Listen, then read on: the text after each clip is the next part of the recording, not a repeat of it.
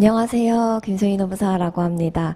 제가 마지막 순서라서 이제 기다리면서 앉아 있었는데, 아무래도 시간이 좀 지연되기도 하고 해서 기다리면서 점점 이제 저도 마음이 좀 조급해지더라고요. 그래도 일단은 제가 여러분들께 좀 전달드리고 싶은 내용이 있어서 그 부분은 좀 빠르게 전달드리고 마무리하도록 하겠습니다.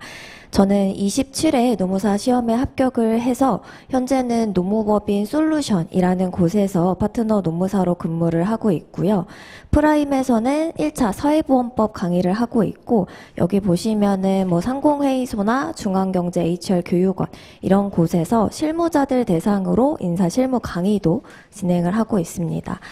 다른 분들께서도 준비기간 말씀을 많이 주셨는데요. 아마 여러분들 그 노무사의 길을 걷는 사람들이라고 해서 다음 카페 가보시면은 1차 합격 수기가 쭉 있으실 텐데, 어떤 분은 뭐 나는 1월부터 했다. 아니면 어떤 분은 나는 한 달만 했다. 굉장히 다양한 준비 기간이 있는데요. 아까 들으신 것처럼 작년까지는 그렇게 하시는 게 됐는데, 이제 올해 시험이 바뀌기 때문에 전략이나 공부 방법 이런 것들을 좀 다 바꾸셔야 됩니다.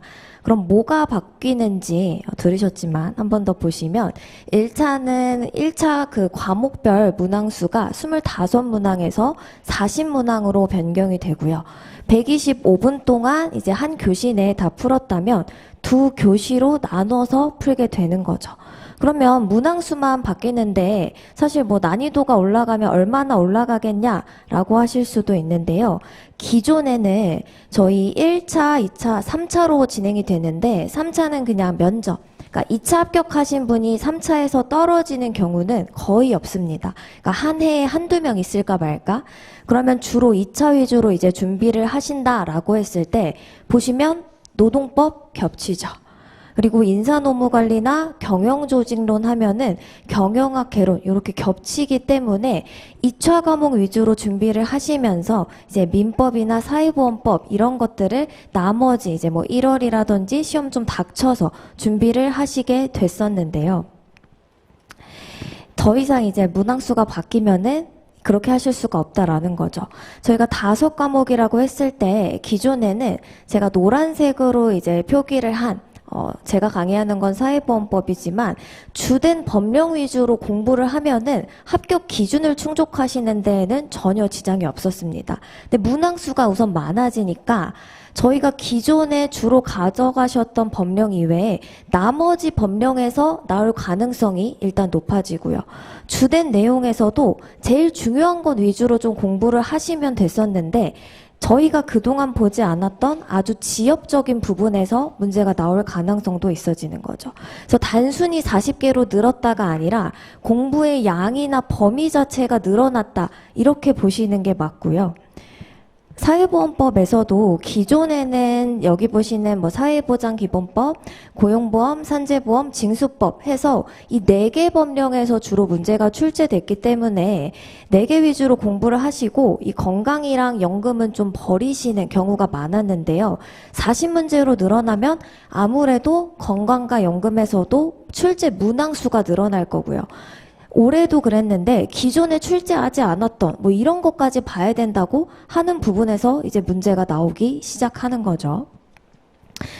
그러면은 이제 저희 학원 커리큘럼 아까 다 보여주셨기 때문에 요건 좀 생략하고 말씀을 드리면은, 일단은 2차 공부에 지장을 주지 않고 1차에만 집중해서 준비를 할 수 있는 시기는 7, 8월이 유일합니다. 왜냐면 아직 올해 2차 시험이 치러지지 않았기 때문에 내년 시험은 이제 정식 커리가 9월부터 시작되니까 지금은 1차 이제 뭐 민법이나 사회보험법 이런 과목 위주로 좀 기본 이론을 준비하실 필요가 있고요. 사전 질문 주신 거 보면은 내년 시험 5월에 보는데 지금 들으면 다 까먹지 않냐라고 하시는데, 아예 한 번도 보지 않았던 내용을 까먹고 벼락치기 하시는 거랑요, 한 번 보고 내용을 암기했다가 까먹는 거랑은 전혀 다릅니다. 근데 나중에 2차에 치이면은 이거를 차근히 볼 사실 그 마음의 여유조차 없기 때문에 지금 뭔가 의욕도 좀 있으시고 시간도 많으실 때 1차 준비를 좀 차분히 하신 다음에 까먹고 나서 다시 문제 풀이 때 오셔서 보시면 그게 더 낫다라는 거죠. 그리고 제가 강의하는 사회보험법에 대해서 좀 소개를 드리면요. 사회보험법은 아까 보신 것처럼 실무에서는 많이 쓰입니다. 실무에서는 많이 쓰이는데 2차 시험과 연계가 되지 않은 과목이기 때문에요. 수험생들이 좀 어려워하시고 또 마지막까지 헷갈리기도 합니다. 그렇기 때문에 1차에서 민법이랑 사회보험법 가장 꽈락이 많이 나오는 과목이죠. 그럼 왜 이렇게 어려워하시냐라고 했을 때 일단은 사회보험법은 법학과 출신이라고 하셔도 이거를 시간을 들여서 공부해 볼 기회가 별로 없습니다. 그렇기 때문에 공부를 해도 도대체 어떤 내용인지 모르겠다 이런 분들도 계시고요. 아니면은 책을 봤을 때 그냥 줄글만 쭉 나열되어 있으니까 도대체 이게 어떤 말인지 표현 자체를 좀 이해하기 어렵다라는 분들도 있으시고요. 공부를 해서 이제 책을 보면 알겠는데 나는 도저히 이거를 못 외우겠다. 요렇게 되시는 거죠. 저랑 같이 이제 공부를 하게 되면은 사회보험법을 이런 방식으로 좀 대비를 하게 되실 겁니다. 일단은 사회보험법 자체가 어떤 법령인지 좀 잘 모르시는 분들이 많기 때문에 사회보험법의 특징이나 전체 체계와 관련된 내용들을 이해하실 수 있게 좀 설명을 드릴 거고요. 그 다음에 줄글만 보다 보면은 이제 루즈해지기도 하고 이해하시는데 어려움을 많이 겪기 때문에 이제 도식화하거나 표를 활용해서 여러분들 이해하시는데 좀 도움을 드릴 거고, 그 다음에 너무 이렇게 깊게 들어가진 않을 건데 수험과 관련한 수준에서는 실제 사례도 좀 설명을 드리면서 이게 어떠한 내용인지 이해하실 수 있게 할 겁니다. 그래서 보시면은 지금 뭐 이런 식으로 실업급여 받는 프로세스를 그림으로 보여드리면서 우리가 책으로 보는 내용은 뭐 이런 내용이다. 이렇게 좀 설명을 드리게 되는 거죠. 그리고 암기와 관련해서도 너무 암기 어려움을 겪으시는 분들이 많은데요. 다른 교수님들도 이제 쪽지 시험 보는 분들이 있는데 저도 강의 시작 전에는 지난 시간에 배운 주요한 내용은 빈칸 테스트 볼 거고요. 그리고 강의 시작 전이랑 말미에 오늘 했던 내용을 다 정리를 해드릴 거기 때문에 따로 시간을 내서 복습하지 않으셔도 일단 강의를 들으시면은 주요한 내용은 암기하실 수 있고 반복하실 수 있습니다. 그리고 쪽지 시험은 이런 식으로 좀 치르게 될 텐데요. 지금 보셨을 때는 내용이 어려운 것 같지만 이제 수업 듣게 되시면은 따로 시간 내서 공부하실 정도는 아니고 그냥 시작 전에 잠깐 와서 보시면 풀 수 있을 정도이기 때문에 수업만 잘 따라오시면은 크게 지장은 없으실 겁니다.